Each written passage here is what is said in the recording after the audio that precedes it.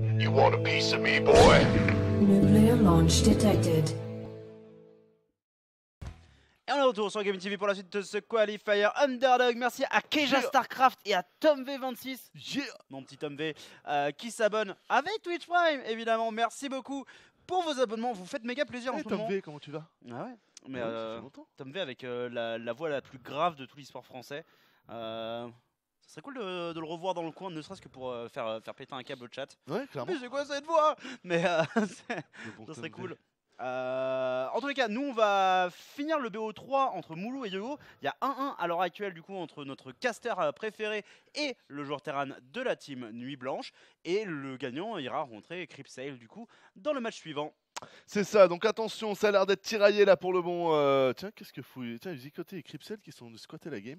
Ça a l'air d'être tiraillé là pour Yogo, même si on peut vous donner l'info en interne. Il était en train de dire à TKL que non, mais j'ai succès sur la game 2 et c'est pour ça, mais normalement tout va bien. Donc on a quand même un Yogo, d'après les informations qu'on a eues, qui reste confiant. Mais voilà, petit accrochage quand même. Donc est-ce que Yogo va réussir à passer Moulou ou est-ce que Moulou va s'imposer pour aller plus loin?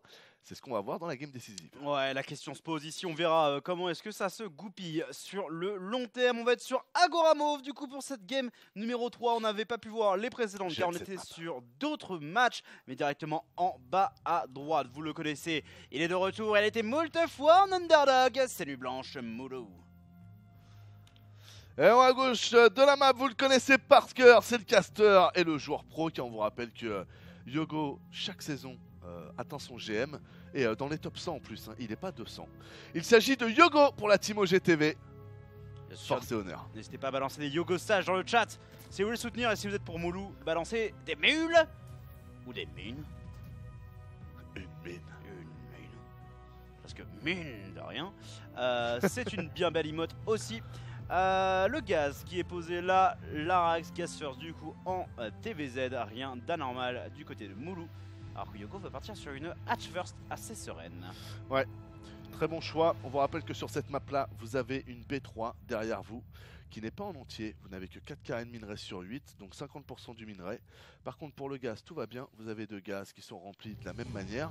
Mais du coup, il faut comprendre que ça donne un axe sur cette map où si vous voulez la jouer défensive, il y a moyen d'être défensif et de continuer quand même à récolter de l'économie. Donc c'est quand même une map où faut pas avoir peur de poser son jeu parce que si ton adversaire le fait, il peut vite te dépasser. Ouais, très clairement. On a vu un Yogo aller scouter relativement loin pour les proxys.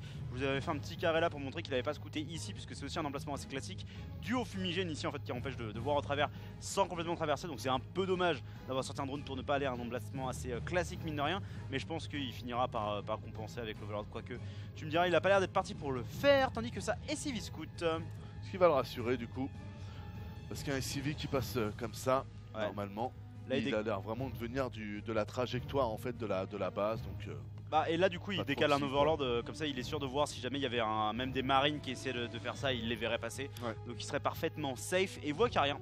Donc il est absolument serein. Le bon Yogal ici. C'est pour la prochaine game avec Cripsail. Ouais non bah. Il a, et même je pense que voilà quand tu tombes contre des joueurs Terran, ils vont forcément une fois de temps en temps te faire un Proxyrax. Parce que c'est un build qui peut toujours passer, au plus haut niveau de jeu ça peut passer. Donc il faut s'en méfier quoi qu'il arrive. 6 Zerglings qui vont être produits pour gérer le premier Reaper qui était complètement vu. Yogo qui a sélectionné son Overlord donc il va pouvoir réagir en temps et en heure. Voilà, ne pas sortir du creep, ne pas prendre des dégâts gratuits et envoyer des petits Zerglings à l'interception. Voilà, tout ça c'est propre, faut juste tenir quelques secondes, vous le savez, ensuite on a les queens qui sortent. Et une fois que vous avez fait l'inject, vous pouvez les utiliser pour clairement défendre la zone. Ce qui va être fait ici par le bon Yogo qui n'a pas fait son inject d'ailleurs, tiens je suis étonné. Ouais, il veut peut-être économiser en fait pour la première creep tumeur pour l'instant et ne pas se la faire détruire non plus par le Reaper. Non, ok, il va aller chercher l'inject ici avec sa queen. C'est marrant, il y avait un truc en haut, pourquoi il a décalé en haut là? J'ai pas compris pourquoi il a fait ce petit mouvement. Ouais, c'était peut-être un petit move de panique, la construction ici. C'est marrant, j'étais sûr qu'il allait prendre le gaz, tu vois, le réflexe du PGM, il fait quand même le BA pour le... Merde, comment est-ce qu'il s'appelle? Pour le Sporuleur. C'est marrant, bien joué. Moxan qui rejoint la road to put. Merci beaucoup pour ça. Vraiment, vous êtes des dieux en ce moment. Bisous, beaucoup d'amour à vous tous. Déjà 3 mois, mais Ben 19. Mais oui, ça ne s'arrête plus. C'est une véritable pluie qui tombe ici sur Agora Mauve. Et oui, remarquez les petites gouttes de pluie. Eh bien, c'est vous, tous ces subs qui participent à la road to poutre. La B3 qui a été posée de la part de Yogo. On va aller tatiner ça avec 2 tourmenteurs et un Reaper pour Moulou. Vous noterez qu'il y a un Viking qui va sortir. J'adore le coup du Viking. Je trouve ça très très bon pour les Overlords, même pour pouvoir attaquer à certains moments. Vous pouvez envoyer 4 tourmenteurs B3 et un Viking B1 qui descend, qui va prendre 2 drones. Il y a vraiment plein de possibilités de jeu. Donc très bon choix de la part de Moulou. Là, c'est standard, mais c'est fort. Bah, c'est standard jusqu'au moment où on rajoute les gaz 3 et 4 hein, parce que là si c'est ce qu'il fait il pourrait être en train de partir pour du mecha, même si bon il lui manque quand même le gaz dans la main et on rajoute dans l'axe, donc non ça ne va pas être du mecha, ok, assez sereinement, mais quand même avec un troisième CC assez greedy, ce qui force en fait c'est Lyon à rester là pour gérer l'agression qui est en train de se faire, et ce qui l'empêche de lui réellement aller taquiner son adversaire, donc Yogo qui peut sereinement faire son roadshow arène, sa chambre d'évolution et son petit T2 des familles. Ouais, c'est propre aussi chez Yogo, j'aime bien le fait qu'il accélère, qu'il oublie pas le T2 quoi, et qu'il s'endort pas trop là-dessus. Ça va vraiment lui permettre d'avoir une bonne assise. Ce que je veux dire par assise, c'est que il aura des bonnes bases pour pouvoir réagir à tout ce qu'il va voir. Voilà, si jamais il voit qu'on est plutôt ok, et ben je vais utiliser mon T2 et peut-être faire des mutas, tiens, pour agresser, parce que je verrai qu'il y a une faiblesse là-dessus. Si je vois que plutôt je peux faire de l'écho, bah ça m'empêchera pas de faire de l'écho, de RP le T2.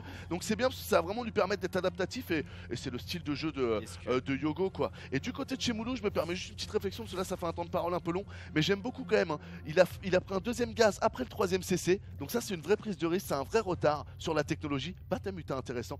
Et j'aime beaucoup parce que sur cette map là, avec la petite B3 derrière, je trouve ça très malin. Donc bon plan de jeu aussi de la part de Moulou. Cette game commence, le setup des 2 joueurs est très intéressant. Ouais, et j'aime beaucoup l'idée de Yogo. Je me suis demandé pendant un instant s'il allait pas faire Nidus. Bon, après j'ai vu 4 gaz, donc le doute m'a habité, mais il y avait ce petit Zergling qui aurait été là et qui aurait pu permettre potentiellement de caler le petit Nidus qui aurait mis très très bien.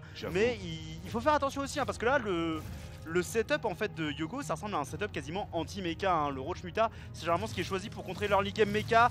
Ici quelques Roach qui vont intercepter le premier Reaper, mais il faut se rendre compte ici que le timing pour un push Hellbat ou une pression Hélion massive comme on le ferait hein, au début d'un jeu mecha, et bien elle n'est pas en train d'arriver. Du coup il rajoute son nid de chancre, hein. Là il réalise bien que ça va vraisemblablement être de la bio. Est-ce qu'il va jouer Zergling Bending Muta? J'ai une bonne question, c'est marrant parce que les dernières discussions que j'avais eues avec Yogo, il m'avait dit que la Spire, c'est pas qu'il voulait pas la jouer, c'est qu'il trouvait vraiment que c'était pas assez efficace. Donc je suis très étonné de le voir jouer Spire. Ouais, mais après il veut pas la jouer en ladder parce qu'il a envie de gagner des points, mais là il est devant le public, il est là pour faire le spectacle. C'est possible, c'est vrai qu'il y a cet état d'esprit là dans Yogo quand il sait qu'il est streamé et tout.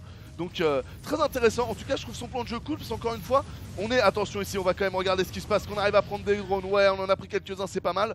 Je trouve son plan de jeu intéressant parce qu'encore une fois on a un joueur terrain qui est vraiment parti sur l'économie. Le deuxième gaz a été pris très tard, un troisième CC très tôt qui d'ailleurs est pris sur le slot de la troisième base, hein, donc d'une vraie base, exactement comme Yogo. Et donc ça veut dire les Marines vont arriver un peu plus tard. Les premières unités technologiques comme le Thor ou des choses comme ça aussi, double armory. Double armory en jouant bio, c'est extrêmement étrange. Hein. Ouais, je me demande si c'est pas une erreur, mec. Ouais, donc du coup, je trouve que les mutas ça cote. Vous voyez, il n'y a pas encore les tourelles et tout ça. Il y a un vrai coup à jouer, je pense. Ah non, il l'a pas cancel, elle est là, what the fuck. Ah, c'est chelou. Ah oui, non, mais il a fait une erreur, il a oublié qu'il en avait déjà lancé une en fait.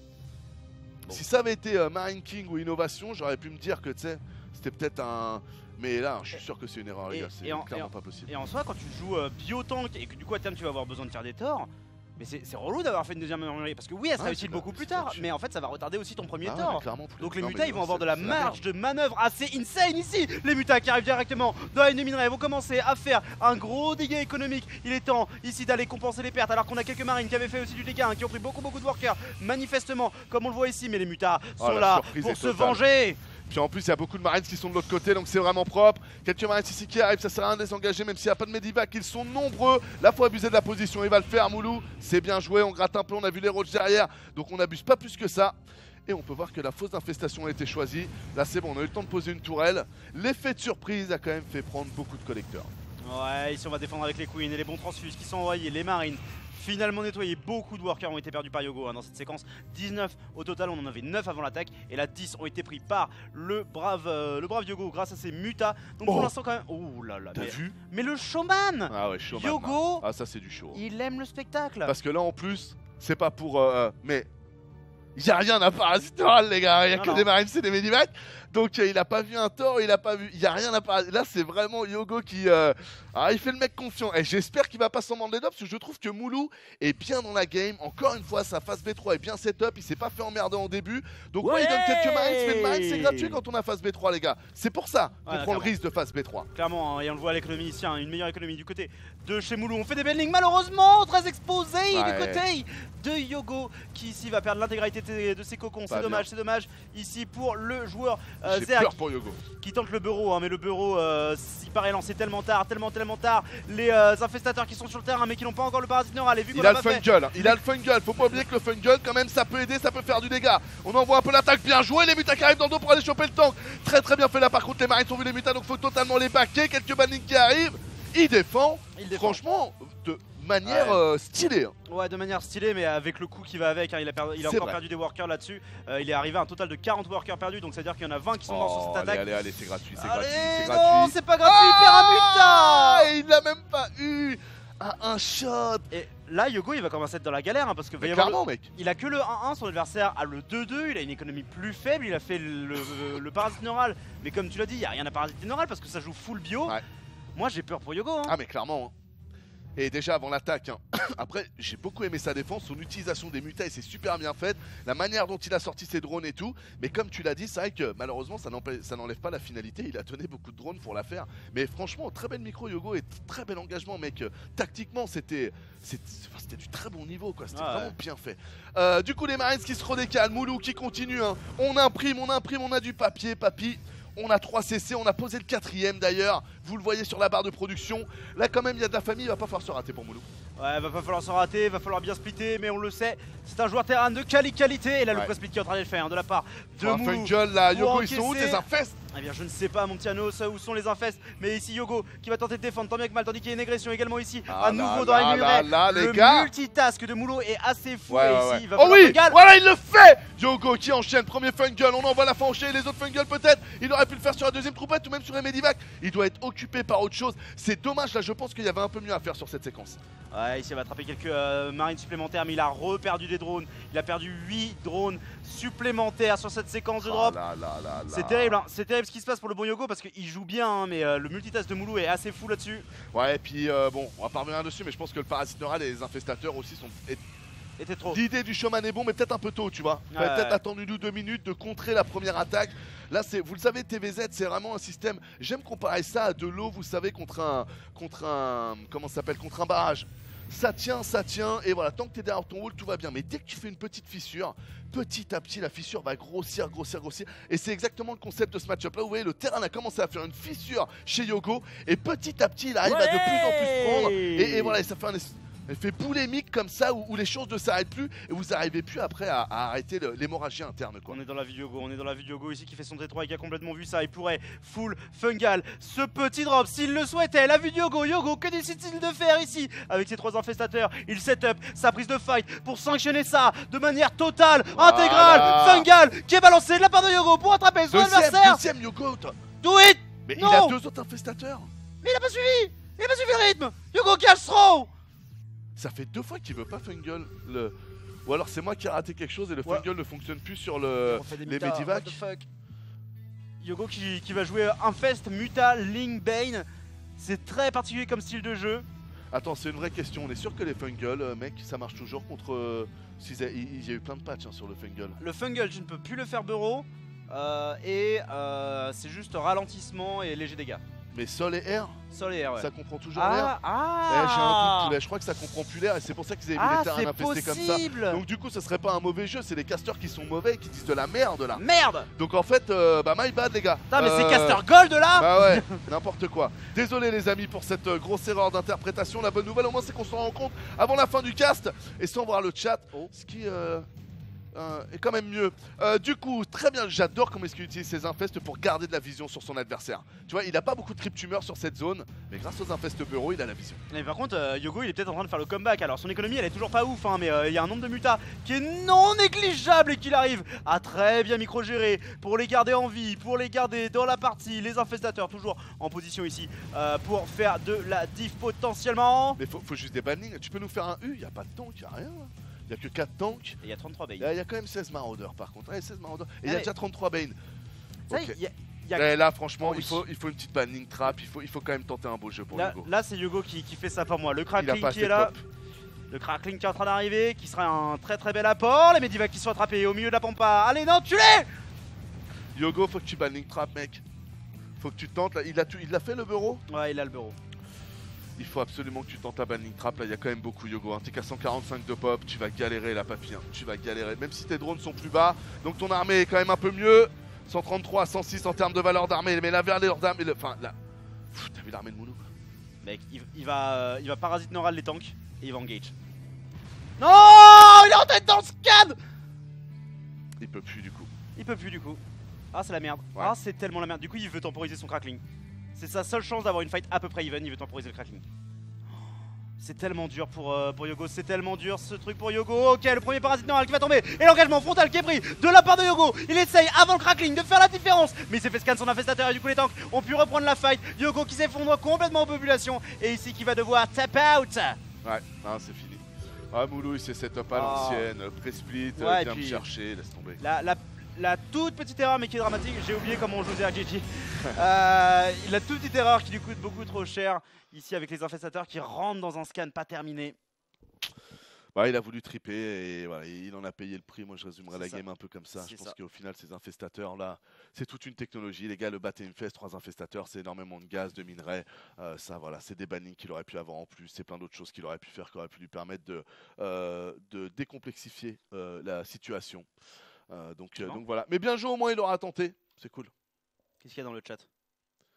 Les casters silver. Ah, on se fait troller pour le. Oui. Non, mais franchement, c'est totalement mérité. Vous pouvez y aller à pleine bourre. Ah non, on nous dit c'est l'air aussi. C'est 6 sol et air. Ah, c'est aussi sol et air. Voilà. Ah, parce que ça monte une truc. Ah, bah, ok. Et ben, alors dans ce cas, Yogo, bah putain. Dans ce cas, il y a hors de Yogo.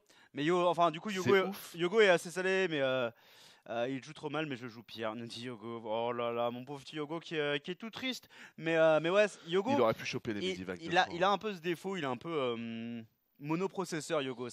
Là, vu qu'en ce moment il doit jouer Terran en ladder pour respecter le défi que vous lui avez imposé, nous faisant repasser la barre des 2000 subs, et bien il joue Terran en ladder et du coup en stream. Et vu qu'il est en train d'apprendre Terran, il a du mal à se focus sur son jeu Zerg, malheureusement.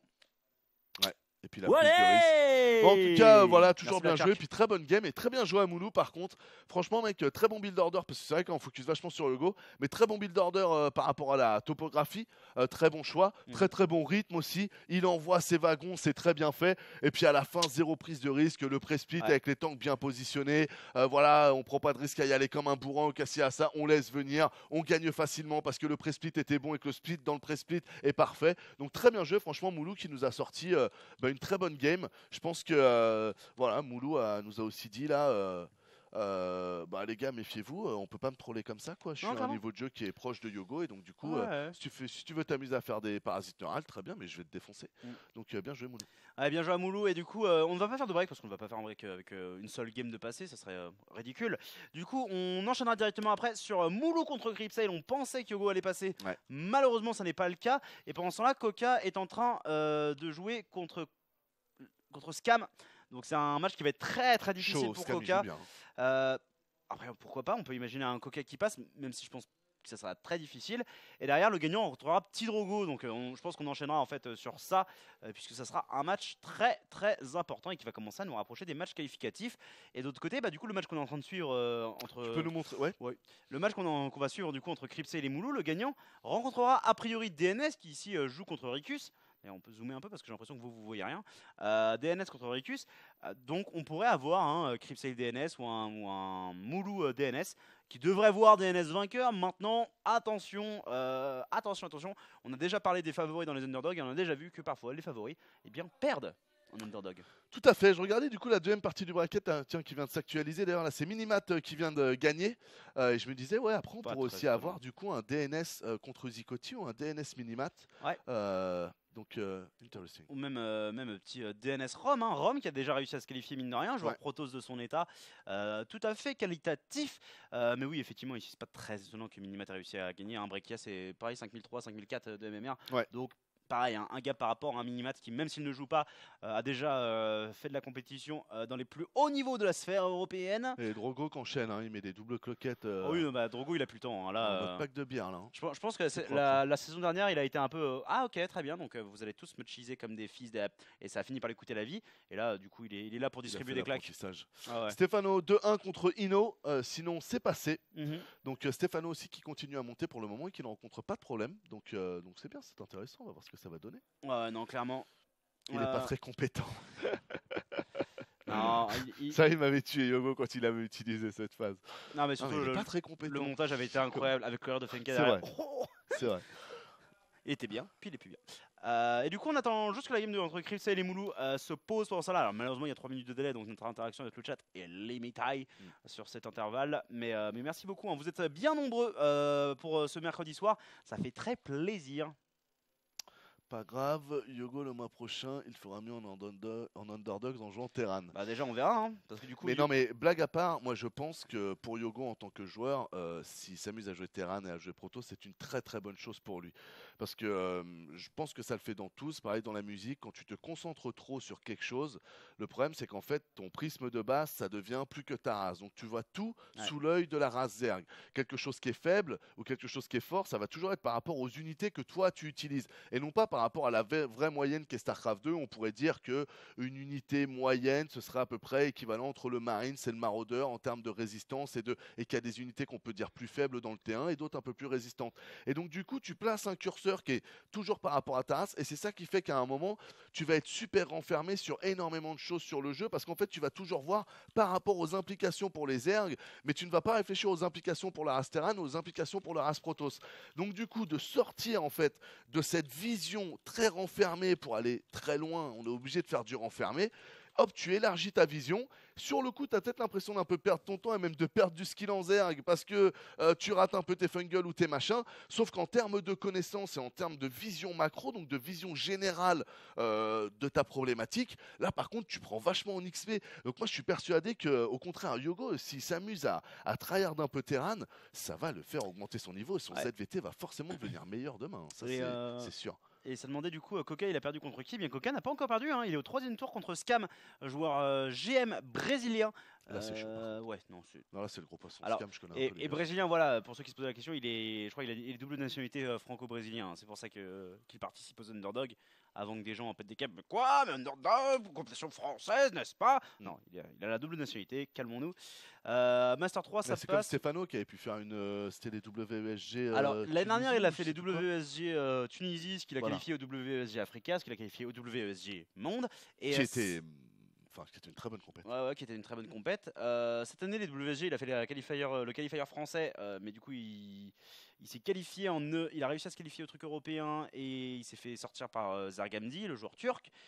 Et c'est pour Pyeongchang, puisqu'il y a eu les UM Pyeongchang que nous on n'a pas couvert, puisque du coup c'était avec le comité olympique, donc il y avait des histoires de droits très complexes et on n'a pas encore tout à fait le poids pour tester le comité olympique de Show Gaming. Ou même disons que aussi pour le comité olympique, ils font des tests, ils sont machin, on va pas commencer à les faire chier à machin, il y a des trucs où sur donc on n'avait pas pu le couvrir, mais du coup là il avait fait la qualification africaine. Grâce à sa double nationalité tunisienne, le bon Stefano. Donc voilà, des choses qui arrivent. Et ça demandait du coup, est-ce que Master 3 ça suffit ou il faut être forcément Master 1? Non, vous pouvez. En fait, vous n'avez pas de requirement de niveau. En fait, si vous êtes francophone, donc même si vous êtes zimbabwéen mais vous parlez français, vous pouvez participer aux Underdogs à l'heure actuelle. Il n'y a pas de souci. Il suffit de parler français et de jouer à StarCraft. Au début c'était le territoire, le truc, à la fin c'est juste bon, si t'as fait français deuxième langue, voilà. Ouais, t'as quelques bases, tu sais dire bonjour, voulez-vous avoir coucher une baguette avec moi? C'est bon, tu peux faire Underdog. Comment? Mais oui, mais on ouvre mon gars, l'ouverture. Shaden qui nous demande, est-ce que tu parles d'Elon Musk? Est-ce que tu as des choses à dire sur Elon Musk aujourd'hui? Elon Musk, dit comme ça, je suis désolé, ça fait manque de culture. C'est le mec qui vient d'envoyer sa voiture dans l'espace. Tu sais, il n'y a pas si longtemps. De quoi, avec SpaceX? Ouais, SpaceX. SpaceX, ça j'ai suivi. C'est Elon Musk. C'est le patron de. Ah bah alors ça, bon je connais pas. Lui c'est un des mecs que je dois regarder sur Wikipédia un peu sa vie, son machin, auquel je m'intéressais, mais j'ai pas eu le temps. Mais ça c'est des génies, des mecs comme ça, il en faut plus. Donc de ce que j'en sais un peu, c'est un mec qui a gagné beaucoup de thunes sur. Et c'est pas lui aussi qui a Tesla dans ce cas-là? Alors c'est lui qui a Tesla et c'est lui qui a fondé PayPal. Enfin il est Non, mais cofondateur de ça, PayPal. c'est génial, over 9000. Et du il coup, en faut PayPal plus lui a des mecs permis comme ça, et de- moi, je suis fan des mecs comme ça. Et Ouais. j'aimerais, ne serait-ce qu'avoir que 10% de réussir à amener ne serait-ce que 1%, 3% de ce qu'ils ont réussi à amener dans notre monde et dans notre époque actuelle. Je serais super content de ma vie. Et je pense que, voilà, 60-70 ans, si tout va bien, je regarderai mes enfants et mes trucs et ma vie. Et je me dirais, c'est cool. Donc, non, bah, une personne comme ça, je la trouve excellente. Pour être honnête avec toi, c'est une personne que je la trigger. Voilà. Ah non, pardon. C'est une personne qu'il faut que je m'intéresse et auquel j'ai pas encore eu le temps de faire. Mais sur YouTube, d'ailleurs, je vous invite à regarder tous les décollages de SpaceX et compagnie sont en live, disponibles sur YouTube. Il y a des caméras, les gars, qui sont super. Moi, j'adore l'espace. Il y a des caméras qui sont super bien implantées. C'est assez fou. Et sachez d'ailleurs que si vous aimez l'espace en règle générale, il y a même des vidéos. Alors, elles sont pas en live, mais il y a des vidéos de la NASA, de la station internationale, etc., qui sont mis en boucle comme ça. Et vous allez voir pendant 24 heures. Tu verras, il y a des astronautes qui passent, eux, ils sont en train de faire leur job en fait, et les caméras de contrôle sont mises à disposition un an après sur YouTube, et donc du coup tu peux suivre et voir la planète et tout, et moi je trouve ça vraiment, ça me rend fou moi l'univers, c'est impressionnant d'immensité. Donc big up à Elon Musk, mec, et non, moi je suis fan des gens comme ça, et je pense que les gens comme ça sont pas assez mis en valeur dans notre société, mais même à échelle plus basse, hein, pour moi le mec de Free c'est un peu un mec comme ça, tu vois, et je sais que là il y a des gens qui vont pas me rejoindre, je comprends bien qu'il y a une grande différence de niveau, les gars, et je compare pas à SpaceX, à Free ou à machin. On a qui vont se dire attends, c'est 36-15 là, ils faisaient du porn. Ouais, moi j'ai rien contre le porn. Si t'as fait ton fric dans le porn, c'est une industrie comme une autre, tu vois. Mais même pour moi, tu vois, des mecs comme Jérôme Niel, c'est très bien. Tu vois, l'école 42 qui permet à n'importe qui, juste sur la volonté, bah voilà, tu viens travailler, tu fais ton truc, on s'en fout de tes diplômes, on s'en fout si tu t'appelles Mohamed, si tu t'appelles Alphonse ou si tu t'appelles Joseph, tu viens faire ton truc. Voilà, ça c'est des mecs qui pour moi permettent vraiment de donner de l'espoir aux gens et d'améliorer la société. Et c'est des gens que si un jour je croise, j'aurais plaisir à avoir des discussions avec eux pour essayer un peu de leur... tirer les verres du nez. Ouais, voilà, c'est très rare, je trouve, dans la vie, mais il y a des fois où ça le fait surtout avec les anciens. Moi, plus jeune, c'était des gens de 50, 60 ans, où des fois, tu te retrouves avec eux à parler d'un truc, t'as un peu le soir ou quoi, et tu te rends compte qu'en fait, ce que tu es en train d'entendre, ça a grave de profondeur et ça va te servir, et tu vas pas... En fait, c'est comme si tu savais d'avance que tu n'étais pas capable de tirer toute l'essence de ces propos, mais tu sens que, voilà, que ça fait partie des discussions que tu vas te rappeler dans ta vie. Et je pense que les Elon Musk, les Jérôme Niel et compagnie, si tu arrives à être dans un bon contexte, hein, parce que si tu es en train de manger des petits fours et qu'il y a 40 personnes autour de toi, je pense qu'avoir une discussion un peu profonde ou un peu intéressante peut être compliqué. Mais si tu arrives à te retrouver un peu à huis clos avec ce genre de personnes, moi je rêverais de discuter avec des gens comme ça, ça fait grandir. Voilà, tu l'as eu ton monologue. Allez, le mononos qui est parti, parfait, ça a occupé l'intervalle. On ne voulait pas vous mettre de la pub parce qu'on en avait déjà mis et qu'on n'est pas des enculés. Et qu'on fait pas comme TF1 qui dépasse très souvent le quota de pub qu'ils ont le droit de mettre par heure. Ah ouais. Il faut le savoir. Allez, coquinous. Directement en haut à gauche, c'est votre maître fromager favori, meilleur ouvrier de France. C'est Cripsale. Philippe Echtebest. Comment? Et on va à droite de la main pour la team Nuit Blanche. Il est en terrain rouge, il a vaincu, terrassé le bon Yogo. Mais attention Moulou, attention. Parce que t'as du pot quand même qu'il ait voulu faire le beau jeu. Comment? Il s'agit de Moulou. Alors oui les gars, c'est Cripsale, j'avais oublié, ça va partir vite. Ouais, alors en fait c'est un mind game. Ouais, là justement, Cripsale qui joue complètement sur son nom en fait. Et qui pose un petit proxy pylon en mode ah, j'aimerais vraiment te faire un cannon rush. Et là, tu as perdu la moitié de ton income pendant très longtemps. Et bah pendant ce temps-là, le bon Cripsale, il est effectivement en train de te cheese, puisqu'il y a double gaz comme tu l'as dit. Mais il est pas en train de te cheese avec un cannon rush. Oh, il te vole le gaz. Ah, le salaud. Ça, c'est bien joué. Parce que ça fait deux petits trucs qui, au final, quand tu accumules, ça commence à être chiant. Il manquerait plus qu'il soit plutôt allé embêter le collecteur qui sont en train de travailler la factory pour forcer un deuxième collecteur, même un troisième, là, est inactif. Là, s'il attaque le... Bon, là, il le fait pas parce qu'il sait que ça le rapproche de l'Arax et qu'il y a une unité qui va vite sortir de l'Arax. Mais au début de ma phrase, ça valait pour. Moulou qui voit l'absence de B2. Moulou qui voit le cyber qui se termine et qu'il sait qu'il va avoir matière à s'inquiéter ici. On se cache dans le gaz pendant quelques instants. Du côté de Cripsale, malheureusement on n'a pas shift-click les autres pour se barrer. Bon, on aura juste volé un petit peu de gaz qui ne sera du coup jamais récolté par Moulou. Et c'est la robot qui va être envoyée. Est-ce qu'on jouerait pas drop disrupteur du côté de Cripsale? Tu sens une vibe Bah en fait sur une base avec un Unbending Robot t'as pas vraiment le choix en fait. C'est vrai. C'est l'agression qui arrive le plus vite qui fait le plus mal. Parce que sinon t'as le drop colosse mais ça coûte beaucoup plus cher. Parce que du coup tu dois faire... Après si je dirais un truc à base de gate et d'imo, ouais, mais dans ce cas là il te faudrait des gates et tout et elles sont passées top, donc je te rejoins, c'est vrai qu'il reste pas grand chose. C'est ça, et en fait avec le rajout de ce Nexus, bah en fait ça ressemble vraiment au build drop disrupteur qui se faisait à une époque. Ok non ça... Il rajoute Stargate.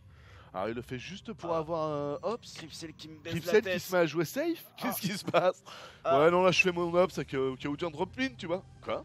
Mais tu joues pas macro Crypsel normalement. Ok, on va finir la cible. C'est un Ops! Oh non, mais attends! Mais tu sais que ça c'est malin. Un moment, ah bah tu totes comme ça. Hein. C'est exactement ce que tu as expliqué. Le joueur est vu comme très agressif. Donc la moindre petite chose que tu fais est surinterprétée par ton adversaire qui va avoir tendance à en faire des tonnes. Donc tu lui fais croire à chaque fois que tu es dans l'agressivité pour qu'il en fasse des tonnes et qu'il prenne du retard. Et toi tu joues juste normal. Ouais, ici il enchaîne hein. directement sur un immortel. Là, Shield Battery, ici pour tenir l'agression d'un éventuel cyclone qui a été effectivement produit. Hein. Il l'a vu parce que le cyclone a tapé sur son assimilateur. Et derrière, en fait, je suis juste curieux de ce qu'il va faire avec ses Stargate. Parce qu'en fait, ce qui serait magique, c'est qu'il finisse par rajouter une balise de la flotte en fait. Enfin, quand je dis qu'il balise de la flotte, et après toi tu ferais quoi? Directement carrière ou tempeste? Ouais, je sais pas. Là t'es dans la tête de Crypsel, là on est hors logique de... Non mais aucune limite non mais mec. Aucune limite au côté obscur mec. C'est vrai, c'est Crypsel, tout est possible. C'est ça, genre là il peut avoir des doigts qui sortent, de la foudre qui sort de ses doigts. Hein. C'est vrai. Bon, ok, ça va être des phénix. Ce qui a beaucoup pas plus de William sens. Wallace, lui c'était des boules de feu qui sortaient de son boule. What? T'as pas vu Braveheart? C'est un moment du film où un mec le voit et dit c'est toi William Wallace? Ouais, mais on m'avait dit que tu faisais 3 mètres de haut et que... Oui. Ouais, on avait dit aussi que chier des boules de feu par le cul et que machin... Non, ouais, c'est moi, et cette phrase est excellente, j'adore Braveheart. TF1 c'est quoi? Ma télé est bloquée sur OGTV. Merci Hurricane42 pour tes 8 mois de resub. Et ton petit mot. Alors, je crois que c'est la première chaîne européenne, blague à part. TF1 mais faudrait que je revérifie. Ouais. Mais je crois que c'était la première chaîne européenne, c'est-à-dire que même par rapport au marché allemand, on était... Mais faudrait que je recheck, j'espère pas dire de bêtises. Le bon moule qui repart sur un troisième CC rapide. Et pour le coup, autant contre Zer je comprends la vérité, autant contre Protoss, je me dis que tu demandes quand même sacrément à te faire fesser le cul. Et attends. Oh Il joue le Protoss Mecha. Quel est ce concept? Il y a un pan de jeu qui s'appelle Upgrade? Quoi? Non mais il y a surtout le concept du Protoss Mecha qui consiste à ne pas faire le Warp Gate et tes bâtiments de production c'est des Stargate et des robots. C'est la première fois que je vois ça. C'est Rotterdam qui a inventé ce style de jeu. C'est Rotti, sérieux? Ouais, et je pensais ne jamais le voir en compétitif. Mais surtout que Rotti, à base, c'était pas plutôt de lui jouer beaucoup Gateway justement? Si, mais en fait, il a inversé son... Non mais il joue Gateway contre Terran et il joue Protoss Mecha contre Protoss. Ouais. Mais du coup, non seulement je pensais jamais le voir en game compétitif, mais je pensais pas le voir dans ce match-up. Non mais c'est intéressant. Incroyable. Et derrière, fait des disrupteurs s'il te plaît. Je savais pas que ça serait tellement bien. Genre, vraiment trop bien.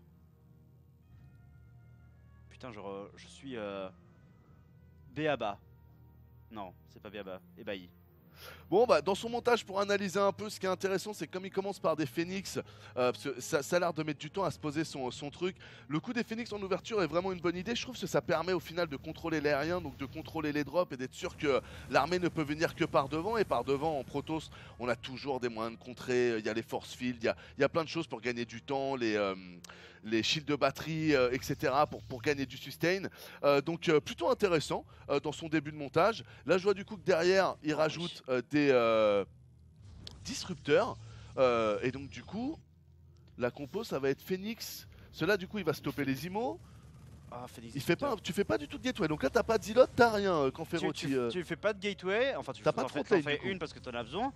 Tu fais ton cyber mais tu fais pas le Wargate qui est complètement disponible ici. Et sa compo à la fin c'est quoi Rotti? Alors Rotti lui il est plus autour de l'immortel mais là ça joue disrupteur. Parce qu'en fait il le fait en PVP donc le disrupteur est cool en PVP mais il est moins cool que l'immortel de manière générale. Surtout si t'as déjà des phoenix. Donc là, mais ça va tellement être une boucherie. Ouais mais ce que j'aime bien moi dans l'idée de l'IMO de Rotti c'est que au moins l'IMO il fait un office un peu de zilot quoi, tu vois. Alors que là dans la stratégie de Crypsale, si t'as que 2 IMO et derrière tu fais que des disrupteurs, bah les disrupteurs, enfin je veux dire... mais c'est pas un dégât fiable hein. C'est pas fait pour tanker, et puis même au niveau du dégât c'est discutable depuis le dernier patch hein, donc mais c'est pour ça que c'est le swag tu vois, moi j'aime beaucoup en fait, et je pense que c'est comme ça que je jouais contre Coca pendant notre showmatch. Je pense que... Ouais bah te fais pas avoir comme Yogo contre Moulou toi.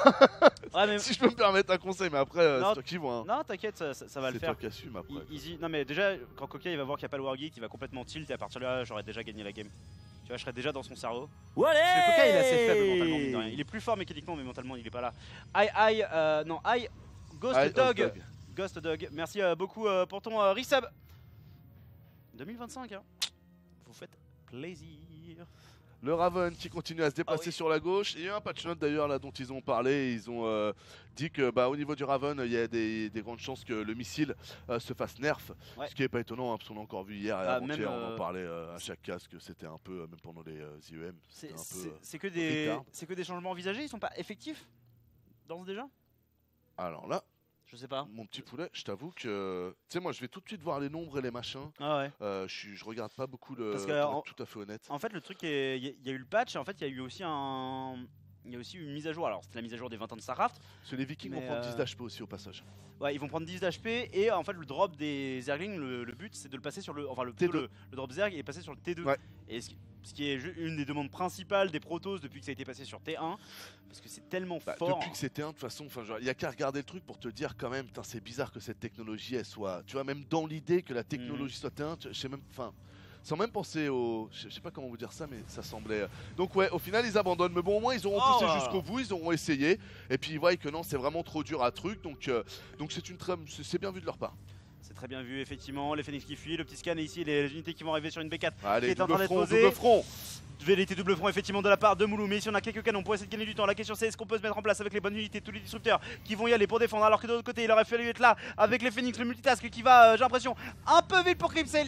Oh, il a tout utilisé, les disrupteurs qui sont complètement exposés, qui vont se faire du coup imploser. Ouais, clairement, heureusement qu'il y a les Phoenix au-dessus qui vont débarrasser quand même de pas mal de Medivac et qui vont pouvoir lever quelques Marines.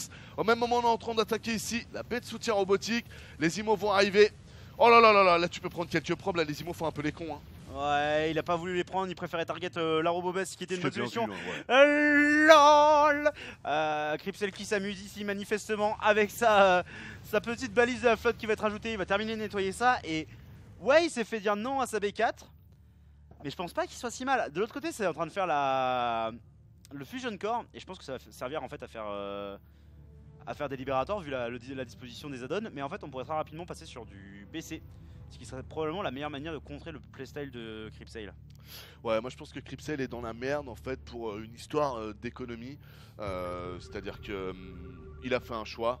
Son choix, c'est que tout ce qu'il dépense demande du minerai et du gaz. Et du coup, comme il vient de perdre pas mal de collecteurs et qu'il a bien été attaqué là-dessus, et qu'en plus il vient de faire des investissements pour aller chercher des très grosses unités, j'ai vraiment peur qu'il se renferme dans son truc et qu'il se retrouve à jamais avoir quelque chose de cohérent. Donc là, pour moi, il n'y a qu'à envoyer pour Moulou et puis ça va craquer facile. Ouais, la matrice d'interférence qui a été envoyée sur un disrupteur et du coup le disrupteur qui ne pouvait plus vraiment interagir ici. On soulève le tank pour pouvoir envoyer les disrupteurs, mais on va le re-soulever. Ici, les disrupteurs qui partent dans la bio. Ah, bien sûr, on n'a pas la technique là, tu sais, d'envoyer un Marines pour faire péter la disruption. Là, on essaie plutôt de splitter. Ouais, mais mine de rien, genre Crimsail il dégraisse. Ah, il a pas pété. Puisque bien sûr, il faut qu'il y ait l'unité, comme tu l'as dit, qui soit bien au centre de la Nova pour faire péter le disrupteur. Allez, on y va de nouveau avec les unités 4 marines qui sautent. Et genre, moi j'ai envie de dire que Crimsail il est en train de tenir. Là, il fait sa portée des Phoenix, ce qui va l'aider à gérer contre les Vikings, ce qui est très bien. Et il va jouer vraiment Phoenix disrupteur. Mais par contre, il a besoin de rajouter des robots et des Stargate. 60 collecteurs, c'est marrant, j'ai pas eu l'impression de voir des collecteurs tomber et pour autant j'ai l'impression qu'il en a quand même un peu perdu. Qui ça, Crimsail? Ouais. Ouais, on a perdu quelques-uns, ouais. Ok. On refait des IMO, donc là c'est bien joué de la part de Crimsail, je trouve que ça va casser sa faiblesse. Là tu l'as dit, c'est vrai que sa défense est quand même assez honorable, il s'en sort bien. D'un autre côté, il y a tout pour ça aussi, il est sur la défense, on est sur un coin qui est renfermé, qui fonctionne très bien pour les disrupteurs. Dès qu'il va essayer de sortir et qu'il va être un peu sur une zone au milieu, pour moi sa compo va être totalement pas suffisante. Sauf s'il rajoute des IMO, parce que les IMO vont lui permettre d'avoir un sustain pour pouvoir se permettre d'envoyer plusieurs bubules avec les disrupteurs. Donc là j'aime bien comment est-ce que Crimsail est en train d'agencer sa compo. Et là, la portée des Phoenix qui fait la différence, hein. Les cristaux des Phoenix qui vont aider très fortement à gérer. Et j'ai l'impression que Moulou il trouve pas de solution. En même temps, quelle solution tu veux trouver? Le mec il joue de manière complètement étrange. Et j'ai dit de la merde, hein. Tout à l'heure, Crimsail n'a effectivement pas perdu de worker dans cette partie. Attention. Ok, on sauve le Phoenix. Là, parce que tu le disais tout à l'heure aussi, hein, le Phoenix c'est une unité du snowball. Donc faut pas perdre le compte. Ouais, clairement. C'est bien joué d'ailleurs hein, qu'il ait réussi à prendre le compte là-dessus parce que quand même les Phoenix sont sortis très tôt, il y avait une belle masse. Mais bon, tu me diras, après ça, Crimsail a dû défendre beaucoup avec les Phoenix, donc c'est pas étonnant qu'il en perde quelques-uns aussi, vu tout ce que les Phoenix ont dû faire. Oh là, attention, la Crimsail qui donne un petit IMO là-dessus. Ouais, Cryptcell qui va quand même manquer d'un petit plus 1 d'attaque pour ses IMO, hein. Ça serait vraiment cool puisque les IMO c'est des unités de mécanique entre guillemets, donc ils gagnent 5 de dégâts par upgrade d'attaque. Donc ça serait vraiment intéressant de le faire. Ici le run by qui pourrait être géré par les Phoenix directement. Voilà, avec la shield batterie en soutien, le canon qui ne tombe juste pas. Évidemment, la technologie Protoss qui ne va pas être mise en difficulté par des ex-bagnards de l'espace. Il est dans la merde, hein, parce que je sais pas. Là, Moulou en plus, comprenez bien que ses attaques sont pas équivalents à 100% de ce qu'il peut produire. Il fait énormément de dépenses dans les subgrades comparé à son adversaire, donc il snowball beaucoup plus sur le temps. J'ai vraiment peur pour Cryptcell. Là limite moi je me dis putain, rajoute au moins des HT quoi. Il te faut vraiment un truc qui va te faire du dégât, c'est avec tes disrupteurs. Moi il va pas pouvoir, j'y crois pas. Il va pas faire des HT. Bah ouais, je comprends, parce que dans cette compo là ça n'aurait limite aucun sens. Et c'est limite ce que je dis, c'est que sa compo elle est tellement chelou que j'en reviens à me dire il faudrait des HT alors que normalement c'est les disrupteurs qui sont là pour ça. Non mais en fait, de manière il a pas le warp gate, tu vois, donc produire des HT ça prendrait vraiment beaucoup trop de temps. J'avoue. Donc non, va pas y avoir de HT. On a vu un conseil crépusculaire passer et ça sera juste en fait pour faire son plus 2 de bouclier qui va le faire, parce que là il est en train de faire le plus en attaque, mais son plus en de bouclier est terminé depuis un moment puisque ça bénéficiait à tout, dont les bâtiments, hein, les unités aériennes, les unités au sol et les bâtiments. Malheureusement ici la balise de la flotte qui va être perdue, mais de manière on n'était pas en train de faire des carrières. Bah j'aurais pas été contre un petit Mothership, hein, mine de rien, mais ah, Mothership je te rejoins, c'est vrai que ça aurait été cool. Mais économiquement, il est en flux serré, il peut pas se permettre d'aller aller chercher une unité comme ça pour le truc, c'est tout le problème quoi, ce que je vous parlais tout à l'heure sur l'économie. Il a encaissé grave sur l'économie, il veut faire des unités qui coûtent toujours du minerai et du gaz, bah et il va être limité. Merci à The Alundra pour le resub qui nous disait qu'un Protoss EMP c'est un Protoss bien dressé. Oh les gros missiles, les gros matchs. Oh là là ouais. Du coup le patch est pas passé, non, parce que les missiles ils ont fait 30 hein. non, il est pas passé. Alors là je l'ai vu hein. Ils ont fait 30 c'est sûr. La B5 qui va être complètement cancel ici, alors qu'on a recall l'essentiel de l'armée sur la B4. La B3 également qui va tomber. Là on a effectivement un Cryptcell complètement dans la merde en fait qui de manière générale je trouve n'a pas les meilleures disruptions du monde en fait hein, tout simplement. Ici il arrive à prendre quelques libérateurs mais il va se prendre un missile dans la gueule et il a pas split ses Phoenix, du coup c'est très dur. Ce missile il a touché combien d'unités pour un missile? Sol plus aérien, il doit avoir 10 unités de toucher. C'est parti, les Vikings qui sont upgradés, les Phoenix ne le sont que très peu. Ouais, ils ont que le 1 d'attaque. Et c'est dommage hein, parce que Cryptcell il a tout le temps des thunes, donc en fait c'est vrai qu'il aurait vraiment pu avoir beaucoup plus d'upgrade. Il aurait pu avoir un deuxième cyber pour faire du double upgrade aérienne. Quitte à jouer funky, il joue funky jusqu'au bout quoi. Ouais. Mais même pour un mec sous missile, ils ont quand même bien tenu ces Phoenix. Ouais, ils avaient des shield batteries pour les soutenir, donc ça aide beaucoup. Son setup défensif était bon. Et il y avait les canons et tout ça. Bon mais là ça paraît terminé hein, pour Cryptcell. It's all over. Cryptcell ici qui s'incline, GG 1-0 pour Moulou. Très bien joué encore une fois hein. Moulou c'est vrai que c'est pas celui qui nous vend plus du rêve ou nous vend plus de l'exotisme. J'ai plutôt envie de dire plus que du rêve. Là on est vraiment dans l'exotisme avec Yogo qui tente le parasite neural. Là on a un plan de jeu qui on pense inspiré de Rotterdam. On vous rappelle Rotti c'est Rotterdam hein, c'est un caster que vous pouvez retrouver sur Twitch hein, qui stream ses games et qui a un très bon niveau de jeu, grand master tout le temps, tout ça. Et qui est un jeu assez atypique du coup. Donc voilà, Cryptcell tank son truc, c'est sympa, mais voilà, hein, c'est la vie, hein, des fois, il n'y a pas besoin de faire du flamboyant, faut juste être régulier et carré, et ça passe, parce que l'exotisme c'est sympa, mais ça crée aussi des grosses faiblesses. Non, clairement, mais bon, ça c'est des choses qui arrivent malheureusement. On verra ce qui se passe au niveau de la game numéro 2, si on retente ce Protoss Mecha qui en vrai je pense peut arnaquer un mec de temps en temps, mais là il faut vraiment mieux gérer et c'est surtout la macro en fait, il a trop tardé à rajouter une troisième Stargate, une troisième robot et même en fait il y a un moment où tu dois être sur 4 Stargate et 4 robots, puisqu'en fait il y a un moment où aussi sur une économie 3-4 bases tu vas être sur 8 gates plus une robot plus une Stargate. Donc tu peux clairement être sur 4 robots et 4 Stargate à mon avis, même si tu risques d'être un peu récrac en termes de gaz. Je pense que c'est un peu trop, ouais, parce que t'es dans des dépenses de 100 de gaz minimum par truc, c'est pas le cas sur la gateway. On va pas rentrer dans l'idée, il faut plus de bâtiments que ce qu'il a là, en tout cas ça c'est sûr. Mais après c'est 8, c'est 7, c'est 6. Bon, mais pour moi tu peux, parce qu'en fait c'est certes ces unités qui coûtent cher en gaz, mais c'est celles qui coûtent le moins cher en gaz dans les unités qui coûtent cher en gaz. C'est-à-dire 100 en fait. Immortel et Phoenix c'est 100, Destructeur c'est 150. Donc il y a peut-être de moyens. Ouais, le montage est intéressant. En tout cas, je pense qu'au début, avec ces Phoenix et tout, ils peuvent vraiment contrer les premières attaques. Ça, s'est vu. On voit quand même que dans l'entrée du mid-game, donc au moment où on a commencé à avoir des packs de drops par 2, vous avez pu voir, hop, il y avait 2 drops sur la B3, 2 autres drops sur la B1, et tu sais, il a commencé à pas mal tourner un peu comme une machine à laver, là il commençait à créer des cycles. C'est là où on a vu que Cripsel a commencé à être dans la difficulté, il a donné plus de 15 collecteurs. Là ça a été la première fracture en fait. Si on était dans un combat de boxe, on va dire que c'était le premier petit coup au foie qui commençait à faire que Cripsel commençait à perdre de la puissance et à moins être à 100% de ses capacités. Et je pense vraiment que la problématique de ce genre de choses, on pourrait faire un parallèle simple qui est un parallèle dans le mecha. Le mecha c'est pareil, hein. Le mecha ça se développe assez lentement, c'est fixe, c'est fort, vous pouvez pas trop sortir. Mais s'il y a bien un truc que vous n'avez pas le droit, c'est de vous bouffer 3 run by quand vous faites un setup mecha pendant 10 minutes et perdre 15 collecteurs, quoi. Je veux dire, non, le mecha au contraire, c'est facile à défendre, c'est dur à attaquer au début, faut attendre sa masse critique, mais vous n'êtes pas censé prendre des coups au début, parce qu'en plus c'est facile de ne pas en prendre, faut bien préciser, en tout cas dans le mecha Terran. Là dans le mecha proto, je pense que normalement on devrait arriver à la même chose. Je pense que sur sa compo d'armée, il y a des choses à réfléchir et qu'il y a des choses à optimiser, et qu'après, malheureusement... il a fait l'erreur, les unités sont passées, il a perdu 15 collecteurs. Si tu veux jouer Eevee Gaz, Eevee Minerai, c'est pas possible. Donc il pouvait plus faire marche arrière, il avait pas de gateway.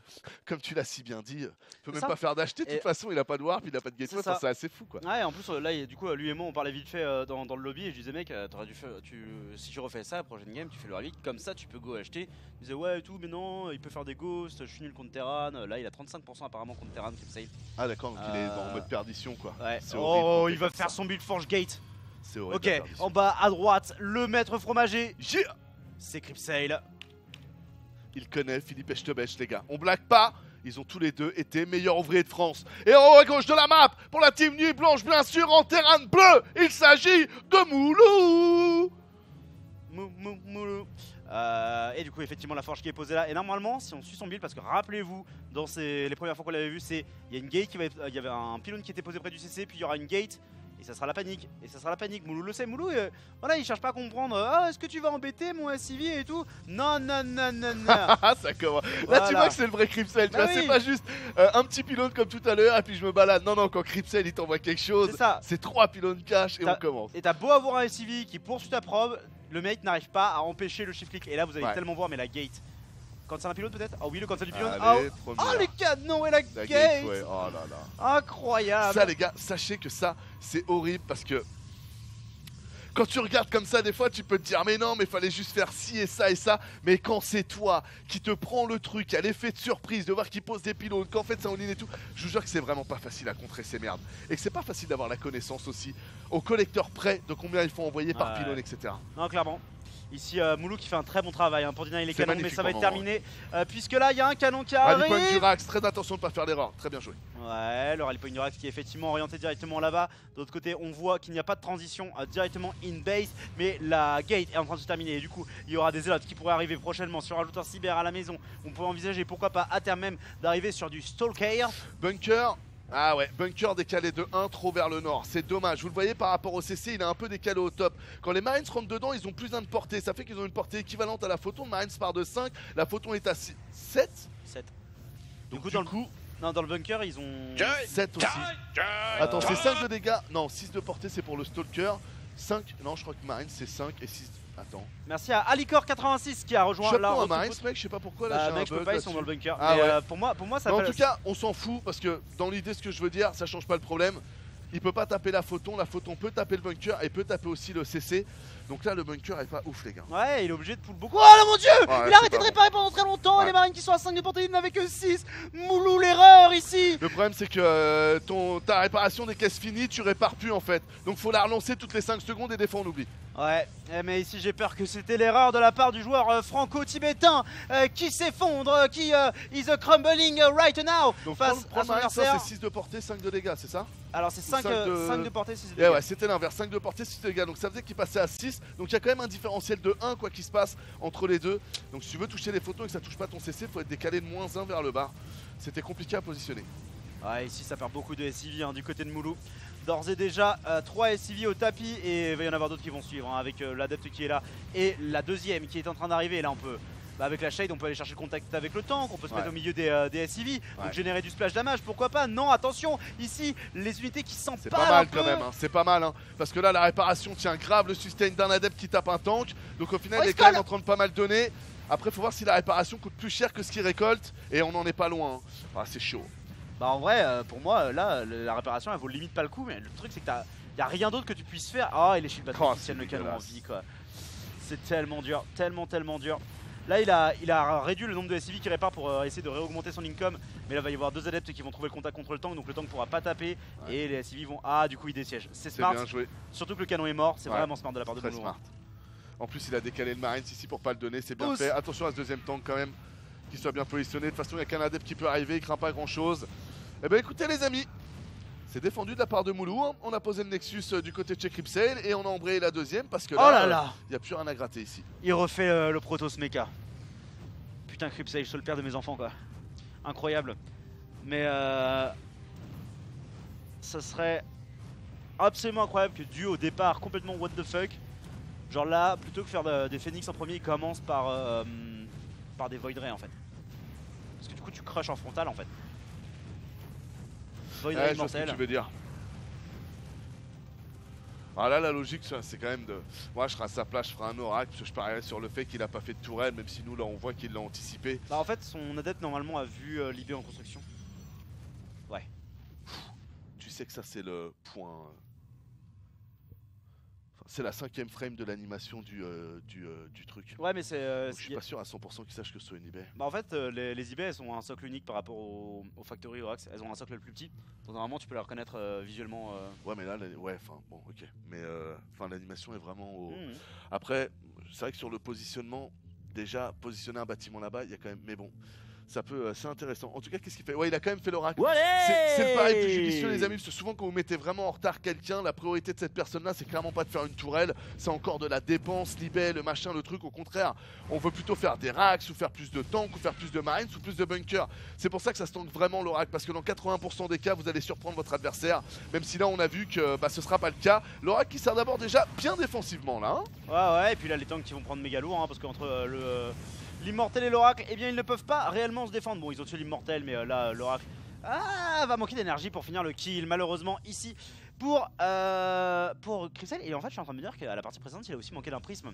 Parce que s'il avait pu, pourquoi pas, micro-gérer dans un premier temps des immortels, mais aussi pourquoi pas après avoir des disrupteurs qu'il aurait pu dropper pour avoir des angles de disruption inattendus de la part de Moulou. Et même des moves de gameplay à un certain moment en défense, d'avoir le prisme au-dessus, ça lui aurait permis de sauver des trucs. Clairement, donc ça aurait été une super bonne option. Ça pourrait être une idée. Bon, ici il va repartir sur il est reparti sur le même plan de jeu. Hein, en plus c'est que du minerai et tout. Ah non, c'est dommage qu'il ait pas placé un disrupteur, je te rejoins. En plus sur les unités comme les IMO par exemple, il en avait plusieurs. Le disrupteur c'est génial, ça vous permet vraiment de faire limite un blink d'IMO en fait. Si vous êtes vraiment rapide, tu le montes, tu le redescends, c'est l'équivalent d'un blink.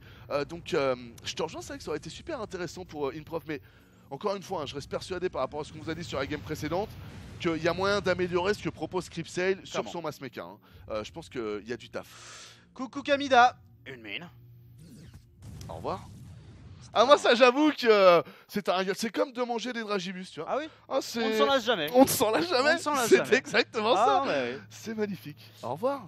Ici on va voir hein, la sortie de la part de Moulou qui se doute bien que ça va être la même chose et qu'en fait bah, si ça repart sur la même chose il va être et qui ne fait pas du dégât très rapidement, ça va être difficile en fait de finir Cripsale sur le long terme, sur le court terme plutôt. Un peu à l'instar de la partie précédente, du coup il y va dès que possible, dès qu'il a son potentiel maximum. Il a un setup pas mal. Hein. Il a un setup pas mal. Le tank, la mine, c'est pas mal. Hein. Ils nous Deux ont mines. produit ça avec la map Intel d'ailleurs, hein, j'avais pas remarqué, mais enfin la map. Non, c'est qu'en fait c'est un. Enfin bref, c'est à nous de l'enlever en fait. C'est les layouts, tu les mets dedans. Attention ici. Oh la mine. Oh la mine. Qui va s'enterrer, la mine qui va s'enterrer. C'est pas mal, je trouve que Limo fait bien le taf quand même. Limo fait bien le taf pour le moment. Le disrupteur qui a touché sur la mine, c'est bien fait. Bonne défense là de Cripsale. Hein. Limo quand même qui a super bien fait le taf grâce à la shield de batterie là. Ouais, il veut soulever le SCV, c'est bien target quand même hein, de la part de Cripsale. Qui mine de rien, même s'il est en difficulté contre Terran, n'est pas le dernier des manchots. Hein. Il sait ce qu'il doit faire pour gagner des games. Le tank déjà qui prend cher ici et qui va mourir sur le shot de l'immortel. Non. Oh, comment? Ah oui, il doit avoir un obs quelque part. Il devait. Je me demande si on n'est pas quand même un peu dans la surréaction là, à rajouter les deux shields là et à se dire que c'est C'est là 2 shields de batterie, 2 pylônes. Ah mais non c'était le canon, je suis con. Il stresse un peu là je trouve le Cryptsail. Mais sinon très propre ici, il y a moyen. Il y a moyen de choper 2-3 trucs. Hein. Allez, premier marine, tu chopes les 2 autres. Il n'y a pas d'énergie, dommage. Parce que derrière c'était le tank qui tombait. Ouais non clairement. Ici on pourrait envoyer une disruption à la poursuite des marines. Hein. Les marines qui sont plus lents qu'une disruption sans le steam. Donc on pourrait, mais ça vaudrait pas forcément le coup. Il y a mine de rien un cooldown relativement 14 secondes. Bon ouais c'est plus court qu'à l'époque, hein, mine de rien. Pour rendre l'unité un peu plus utilisée. Ici ça va péter. Boum. Dans les défenses statiques de Moulou, et c'est notamment le SCV qui construisait ça qui meurt. Ici on tente de le reposer mais boum, ça meurt. Vraiment Cryptsail qui a une épine dans le pied de Moulou. Hein. Ouais. Et en plus c'est pas mal là parce qu'avec ses Phoenix il empêche totalement Moulou de pouvoir avancer son Medivac pour donner plus de vue à ses tanks. On vous rappelle que les tanks tirent plus loin que ce qu'ils voient. Oh, non, c'était le mauvais moment pour charger. Décharge. Tu peux leur donner un peu de vision, ça les met souvent bien. Ouais, les Phoenix qui sont revenus ici, qui prennent plusieurs marines, plusieurs SCV aussi. Le bon Moulou qui essaie de terminer tant bien que mal ses défenses statiques, mais du coup, Cryptsail qui a empêché son adversaire en fait de sortir chez lui, qui a sa B3 bien avant son adversaire, contrairement à la partie précédente. Ouais. Donc vraiment, c'est un. En fait, pas tout à fait. Bah, elle est pas tout à fait terminée, mais elle est sur l'emplacement avant. Et oui, du coup, c'est vrai. Bon. Mais alors que tout à l'heure, il l'avait pas posé et Moulou est en train de la terminer la sienne. Ouais. Non, tout à fait d'accord. C'est vrai que c'est mieux que la partie précédente, mais je trouve quand même que Moulou, pour le coup, pour quelqu'un qui est en retard, a quand même un timing de B3 qui est très propre et qui du coup est de bon augure. Si Cryptsail n'arrive pas à passer là, si jamais il attaque, c'est de bon augure pour Moulou parce que ça lui donnera des ressources pour pouvoir peut-être essayer de contre-attaquer derrière. Drôle de tête cet Ops quand même hein, dans cet angle de vue. Mais très bien. La B3 qui va être prise sur la droite. On aurait pu la prendre sur la gauche, mais t'as toujours le risque en fait de te faire couper par les rochers. Donc tu évites ce genre d'emplacement. Les disrupts. Ok. C'était nul. Ça me rappelle mon match dans l'OGSL 1 contre Imre, où j'avais juste vu la cinématique. J'avais jamais joué à la bêta de Legacy of the Void. Et j'avais vu la cinématique où les disrupteurs, il y a 2 disruptions qui partent et ça tue genre 3 tanks et 2 bunkers. Je dis oh bah, c'est trop fort cette unité. Et non, il y avait juste un bunker qui était mort. Ils avaient nerfé le truc entre la cinématique et le match. J'étais assez mad. Méfiez-vous. Et du coup, il m'a sanctionné, il m'a fait débaisser. Voilà, c'était sale. Mais j'étais jeune à l'époque. La robot qui est rajoutée ici de la part de Cryptsail, une supplémentaire. On va arriver à un total de 3. Mais encore une fois, hein, je pense vraiment qu'il peut se permettre assez rapidement d'accéder sur la 4ème robot ou même juste là une 2ème ou voire 3ème Stargate. Ça serait pas de trop. D'ailleurs, il a fait sa portée Phoenix. Ah, là, il commence à être free. Hein. Là, il commence à vraiment être free Cryptsail. Hein. Devant lui, c'est une autoroute. Sans embouteillage, je précise. Sûrement une autoroute allemande. Parce qu'en France, c'est pas le cas, les gars. Non, nous, on est mal lotis là-dessus. Ouais, très bien. La B4 qui est posée, c'est très bien fait. C'est tôt. Après, je trouve. Bon. Moulou est quand même pas très loin, je trouve que Cryptsail laisse quand même vachement respirer Moulou, c'est-à-dire qu'au final c'est Moulou qui est un peu en retard et c'est Moulou qui met le rythme depuis tout à l'heure. Cryptsail à un certain moment il est venu devant et nous envoie ses 4 disruptions sur le bunker et tout, mais toi-même tu l'as dit, enfin tu vois c'était pas très... Enfin, ça fait pas peur plus que ça, t'as juste un mec qui est statique devant toi. Moulou lui essaie vraiment de mettre le rythme. Donc du coup, pour moi, Moulou peut très vite revenir dans la game. Clairement. Ne serait-ce qu'à la macro, la regarder, le temps de parler, 55-55 collecteurs. Moulou qui nous laisserait peut-être sous-entendre, je veux pas parler trop vite, mais que peut-être que d'un point de vue macro, il est un peu plus carré que Cryptsail. Parce que là, il remonte un truc qu'il n'est pas censé remonter. Vu que Cryptsail est bien depuis tout à l'heure. Cryptsail qui fait plus de collecteurs, qui reste à 55 alors qu'il pose B4. Cryptsail, moi qui, perso... commence à me faire un peu peur. On sait que c'est pas son registre la macro et compagnie. Et là je trouve quand même que son avantage il en profite pas au mieux pour faire court. Moi je trouve surtout que son registre là c'est clairement pas le PVT, enfin on le sent clairement beaucoup moins. Ah mais qu'est-ce qu'il fait avec toutes ces disruptions? Je veux dire c'est cool de tuer les marines hein, mais t'avais pas besoin d'envoyer 3 disruptions. C'est pour ça qu'on a créé une Smart Cast en plus. Hein. Tu peux choisir le nombre de boules que t'envoies, profite. Allez, utilise les mécaniques de faire peur au jeu. C'est ça. Non, mais c'est là que tu sens que le joueur est vraiment moins à l'aise dans ce match-up, alors qu'en PVZ, genre c'est propre, c'est nickel. Là, sur son début de cheese, en fait, qui était similaire à ce qu'il aurait fait contre un joueur Zerg, pareil, il était à l'aise. Mais là ça se passe un peu moins bien, le steam qui permet ici de faire un petit peu de dégâts mais qui ne gratte que du bouclier, donc rien de très grave hein, pour Cryptsail qui continue d'accumuler les Phoenix et voilà qui va rajouter du Tempest histoire d'avoir une forme de transition hein, dans son BO, parce que tout à l'heure en fait le problème c'est aussi qu'il restait très sur un équivalent au T2, c'était le T2 Protoss, voilà, du Disrupteur et du Phoenix c'est cool et tout, mais c'est pas en train de faire non plus le taf comme ça devrait. Un seul marine qui meurt, bien suicidé hein, de la part de Moulou qui l'envoie pour trigger le reste. Si Moulou commence à se rendre compte qu'il est en train de revenir à la macro et que même la limite il est en avance sur son adversaire, ça va il va se mettre à attaquer avec confiance et Cripsale pourrait Allez. mourir dans les 4 prochaines minutes. Si à l'inverse Moulou fait l'analyse de se dire qu'il doit forcément être à la bourre parce que Cripsale a fait un trop bon départ, là de mon point de vue Cripsale fait des erreurs maintenant, mais s'il arrive à sortir sa compo full air, Moulou, quel que soit l'état dans lequel il va être, ça va lui faire mal. Donc là, pour moi, tout est du côté de Moulou. Soit Moulou comprend qu'il est bien dans la game et qu'il faut y aller, il y va, et au final, il n'y aura pas assez de tempête, assez de machin. Là, s'il y va maintenant, j'entends, et depuis 30 secondes même, hein, pour être honnête avec vous, pour moi, Moulou peut gagner facilement. Si jamais Moulou attaque pas, Cripsale va commencer à être pas mal, les gars. Oh, Cripsale qui perd 2 Phoenix là-dessus. Bon, qui va prendre un Medivac en échange, mais bon, il avait vraiment pas besoin de perdre ses Phoenix. On voit les disrupteurs, mais on ne voit pas encore les tempestes skinnées hein, qui ont l'air d'avoir une grosse tête de zélote en lieu et place de leur cabine de pilotage. Mais pourquoi pas, j'ai envie de dire.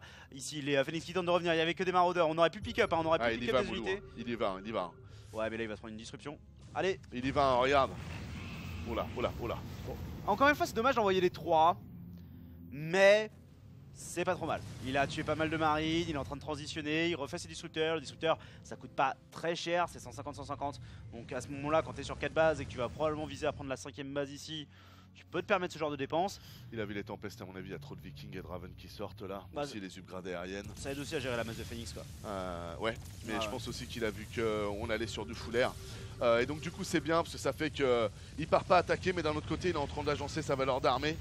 Donc c'est plutôt cool. Attention, c'est l'attaque de Cripsale ici qui part. Ouais. On a beaucoup de maraudeurs là qui peuvent pas servir à grand chose sur une bonne partie de l'armée Protoss. Bah ouais, en fait j'avoue je comprends pas la production de maraudeurs 3 par 3 parce que les maraudeurs se font one shot par les disrupteurs, ne tuent pas spécialement bien les immortels et ne font rien contre les tempêtes ou les phoenix. Donc j'avoue que je comprends pas qu'il ait pas produit full marine, mais bon attention ici. Oh les missiles qui sont en train de partir et qui vont du coup réduire de 3 l'armure des phoenix comme des tempestes. Mais attention parce qu'il y a les ups de bouclier hein, sur les Protoss. Et puis les Vikings, il n'y a pas de focus fire sur les unités. Il laisse les auto-attaques partir où il veut et c'est dommage du coup parce que tu limites pas la masse critique de ton adversaire hein. Si t'as 500 de dégâts à faire qu'un Phoenix c'est 250 les amis, si vous mettez 500 dégâts dispersés sur 10 Phoenix, vous allez mettre 50 de dégâts à 10 Phoenix, ils tapent toujours à la même puissance. Si vous focusez 2 Phoenix, et ben si du coup ça fait 2 Phoenix en moins sur 10 et la vague d'après sur votre prochaine attaque il y aura plus que 8 Phoenix. Donc de faire un focus c'est très très important et là c'est dommage qu'il n'ait pas été fait. Non, et puis contre un Protoss en fait qui fait les upgrades de bouclier c'est beaucoup moins efficace parce que ça n'affecte que l'armure hein. Le bouclier Protoss il s'en bat les couilles. Donc en fait la moitié un peu de la vie pour faire simple pour les gens et pas impacté par le missile en quelque sorte. Voilà, c'est que la protection de la chair en fait, voilà qui la carrosserie papy. La carrosserie, mais les Protoss ils ont rajouté une couche d'imperméabilisant au-dessus de la carrosserie. J'adorerais avoir ça moi. Ouais, ça va être génial. Ah oui, non, petit bouclier autour de toi. Tu te sens bien, hein, tu te sens safe en sécurité. Ah, y a un truc qui pète ou quoi, tu as ton bouclier. Plus besoin de hashtag balance ton port, t'as ton bouclier. Ouais, c'est vrai. Ce serait pratique pour tout le monde. C'est ça. Mais attention, du coup, le petit pylône ici qui se fait attaquer, c'est bien fait. Par contre, les Phoenix reviennent derrière, on a assez peu d'entiers. On va devoir concéder ce Medivac et derrière donner quelques marines. Avec quelques marines, et puis pourquoi pas les maraudeurs dans la foulée, hein, y a encore de l'énergie. Et là, en vrai, Moulou il s'est un peu fait bolosser là-dessus. Hein. Parce que autant Cripsale il a pas méga bien géré, mais je pense vraiment que l'idée des missiles est pas la bonne. Hein. C'est contre Phoenix comme ça, faut jouer, pour moi, faudrait peut-être jouer plus genre Viking Liberator, parce qu'entre le dégât de zone des Libérateurs et le vrai DPS des Vikings, tu t'en sortirais probablement mieux. Hein. Ouais, moi c'est pas dans ce tox là moi que ça m'embête, c'est plus dans l'histoire que il a fait une biobone marine maraudeur pour contrer, pour être prêt, et il s'est pas rendu compte qu'en fait à un moment avec ça il pouvait refaire le monde, qu'il pouvait vraiment faire mal. Son adversaire était pas juste en train de macro, il était en train de se développer niveau technologique de fou, et s'il l'avait vu et qu'il avait commencé à faire des multidrops, il aurait été super bien. Donc pour moi là c'est plus une erreur de Moulou qui est parti sur un plan de jeu standard en se disant mon adversaire va forcément faire ça, mais non c'est Cripsale, et Cripsale des fois il fait des trucs un peu foufou, et ça ce qu'il a fait c'était foufou. Plutôt que de prendre l'avantage économique, de le développer en technologique pour aller chercher plus rapidement des tempestes par exemple, bah ça c'est foufou mec, hein. Tu vois pas ça en finale de GSL hein. Et donc du coup je comprends que Moulou n'ait pas réussi à l'anticiper. Là ça rajoute un fusion core, j'aimerais tellement voir DBC en fait dans ce game, même si en fait ça serait pas terrible parce qu'il y a déjà des tempestes, mais en vrai ça serait vraiment la dernière unité du Guac qui manque un petit peu à cette série. Ici on va aller chercher voilà, les défenses statiques à grands coups de disruption, ce qui va permettre au Phoenix de s'avancer un petit peu, va forcer Moulou à reposer des défenses. L'archer des Templiers, mec, il va faire des storms. Je lui ai dit de faire des storms et il va faire des storms. TNTC, Cripsale qui suit les bombailles. C'est beau. Oh non, oh là là, ça coûte cher en gaz, hein. Ça c'est pas gentil. Hein. Pas les tours de détection les gars. Eh, Qui rembourse après là? c'est toi qui payes. Hein? C'est pas Versailles ici. Ah, Hein. bien sûr. Attends. En plus c'est gratuit, c'est de l'énergie, je suis choqué là, TK. Choqué Oh, déçu. d'énergie contre une tour de détection, je dis non. Comment? Non mais. Batagos qui est envoyé de la part de Moulou, ça c'est intéressant. Parce qu'en plus on voit que le bat à acheter a été envoyé en face. Donc les EMP auront d'autant plus d'intérêt. Il fait exactement ce que je lui ai dit de faire à la pause. Il fait Wargate, il rajoute des gates, il fait l'archer des Templiers. Ouais, j'avoue. Ah, le coquinou. Mais bon, du coup, il va se faire effectivement intercepter par le bâtiment à gauche qui a déjà été posé en préventif de la part de Moulou.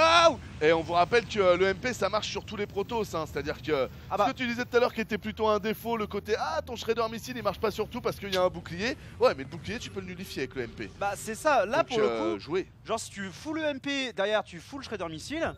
En Ah, moyenne c'est 35% de la vie qui gicle. Hein. C'est ça. C'est énormément. Un EMP c'est vraiment, quand C'est on ça. y pense, c'est limite trop fort. Hein. Mhm. Ah, bah, je mec, suis c'est d'accord. instantané. Le MP, vraiment, quand il pense d'un point de vue juste mathématique, c'est censé être vraiment trop fort. Et c'est marrant, ça n'a jamais été nerfé ni rien, parce que ça n'a jamais été surutilisé aussi. Tu vois. Ça n'a jamais C'est été ouf. surutilisé, c'est aussi dû à la complexité en fait des mécaniques de la race Terran. Tu sais, t'as déjà tellement de trucs à micro-gérer dans ta fight. C'est vrai. Et en plus, quand tu dois rajouter le Ghost qui est une unité du coup bio qui n'a pas le Steam, Mais je pensais, tu vois, que quand ils l'ont buff en mouvement, ouais. et ben ça allait plus se voir parce que là c'est plus facile d'envoyer ses EMP. Mais t'as raison, c'est avec la Mais du coup, complexité de la race, freine quand même l'ensemble. Mais du coup, Très bonne analyse. c'est plutôt le snipe. Oh, très bon missile, ma man. Ouais. Allez, ça Et ça là, bouge. là, mine de rien, parce que du coup les missiles font quand même du dégât, donc il y a quand même pas mal du bouclier qui saute en fait. Et du coup en fait s'il y a deux missiles qui touchent les mêmes, bah ils ont plus de bouclier. Ouais. Donc là les Phoenix sautent. Donc c'est pas trop mal. Maintenant on parlait de l'Académie Fantôme, bâtiment à gauche, voilà, interaction Ghost Protoss, d'accord. Mais on n'en a pas produit des ghosts. Ça, Là c'est il dommage. y a pas de ghost sur le terrain. Hein. Ouais, c'est Donc dommage. ça c'est un truc auquel il faut faire extrêmement attention. Ouah, ça c'est un vrai gars. Battle Cruiser Operational. Il appelle l'homme à la pipe, mon gars. Putain mais L'homme à la pipe va arriver, les gars. C'est pas dans toutes les games, mais il sera là. Oh, Battle Cruiser Operational. ouais, avec son petit accent russe Oui, qui fait ça, plaisir. j'adore. Ah, non, c'est le meilleur.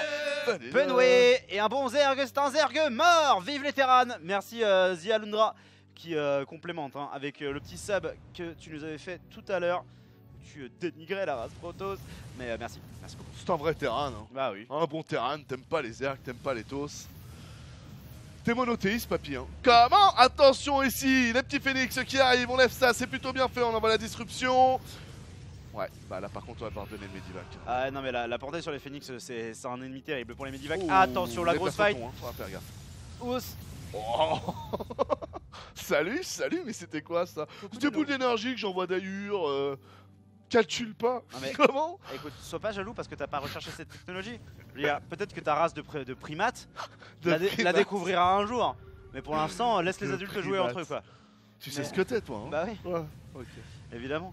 On est au courant des bails. Les, Comment des bails? les Phoenix qui sont morts. Ah, il avait pas d'énergie là pour faire un petit. Non, dommage.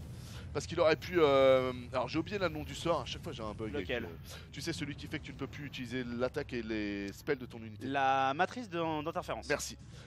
Dommage, j'avais pas assez d'énergie pour une petite matrice d'interférence qui aurait pu faire en sorte qu'il y ait certains disrupteurs qui puissent pas. Mais tu sais quand même que là, avec les matrices d'interférence, tu pourrais faire des attaques où t'envoies d'abord tes Raven, les 4 matrices d'interférence qui sont bien faites sur les disrupteurs, t'envoies le reste derrière. Il y a des vrais coups à jouer là pour Moulou, mais tu sais, avec une micro un peu soigneuse quoi. Ouais. Par contre, Moulou qui a besoin de rechercher le Yamato Canon, hein, ça n'a pas encore été fait. C'est un must-have. Et ouais, parce que pour le coup, sans Yamato, le Battle Cruiser, ah bah il est mignon avec ses 5 d'armure qui seront bientôt 6. Mais c'est juste un sac à points de vie du coup, hein. Ça fait vraiment rien d'autre. Et pour le coup, il y a déjà une masse de tempête qui va one-shot les BC. Voilà, Il vient de partir, ne serait-ce que C'est pour le vaisseau mère, le Yamato là. Ouais, Je sais pas c'est combien exactement, ça doit être aux alentours entre 4 et 6. Mais peut-être un peu moins, je sais pas. ça fait 300 points de dégâts et le Mothership c'est 700, donc 3. 3 et ça part, donc vous voyez quand même, Mais- c'est quand même intéressant. Mais le truc c'est que c'est trop tard, tu vois. Et là il y a des HT qui vont pouvoir storm les Vikings. Hein. Ah ouais, mais je te l'avais dit, Mais- soit il attaquait tout de suite, soit il Bah, l'a pas fait, le Master commence ça. Ah tu me diras, attends, il y a encore les Raven derrière, moi j'attends de voir. J'attends de voir comment bah ils ouais, utilisent mais les Raven. mec, feedback. Genre en vrai là t'as tué déjà tellement de Vikings, full feedback. Hein.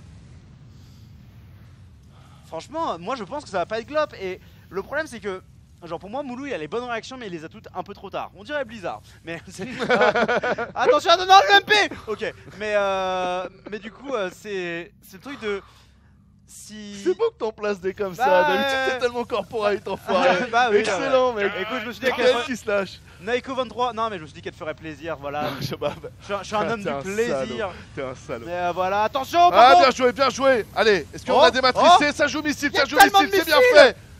Derrière, est-ce qu'on a du DPS? Comme l'a dit TKL, bon, le DPS c'est pas non plus si horrible que ça des BC, mais le problème c'est qu'il faut qu'ils se rapprochent. Ils sont longs, c'est compliqué. Les Vikings qui sont derrière, qui vont taper. Pour le moment, ça part plutôt pas mal, Mais même ça si on a du mal à voir. Il reste combien de Vikings? On poserait pas des petites autotourelles en dessous? Voilà, mon gars. Et c'est qui nettoie?